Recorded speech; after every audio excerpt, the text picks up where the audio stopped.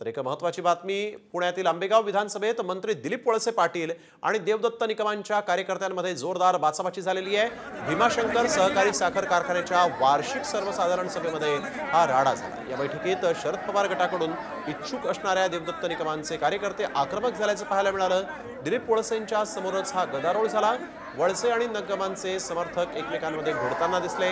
दोन्ही बाजूंनी घोषणाबाजी झाल्यामुळे सभेत गदारोळ झाला। काहींनी तर सभागृहात खुर्च्याही नाचवल्या।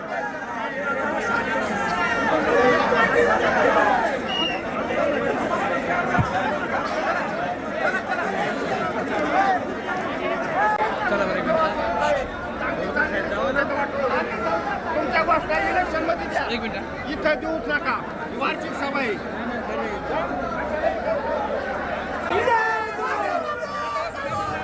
सभेचं कामकाज सुरू होत आहे।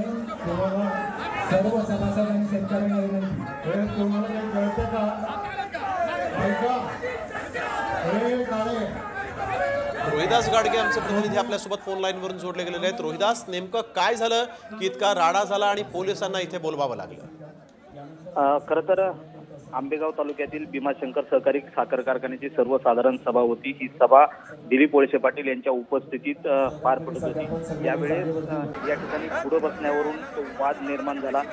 शरद पवार गटाचे जे पदाधिकारी आहेत देवदत्त निकम हे त्या सभागृहात दाखल झाले। त्यानंतर हा गोंधळ निर्माण झाला। दोन्ही वळसे पाटलांचे समर्थक आणि देवदत्त निकम यांचे समर्थक हे एकमेकांत भिडले। त्यामध्ये घोषणाबाजी करण्यात आली। अखेर दिलीप वळसे पाटील यांनी कार्यकर्त्यांना शांत होण्याचं आवाहन केलं, तरीही कार्यकर्ते शांत न झाल्याने पोलिसांनी यामध्ये मध्यस्थी केली। मात्र ऊस दरवाढीचा प्रश्न असेल आणि बिलकुल रोहिदास, धन्यवाद आपण दिलेल्या सविस्तर माहितीसाठी। तर दोन्ही बाजूंनी कार्यकर्त्यांनी इथे राडा घातलेला आहे आणि यानंतर पोलिसांना इथे बोलवावं लागलं आणि पोलिसांनाच या कार्यकर्त्यांना शांत करावं लागलं।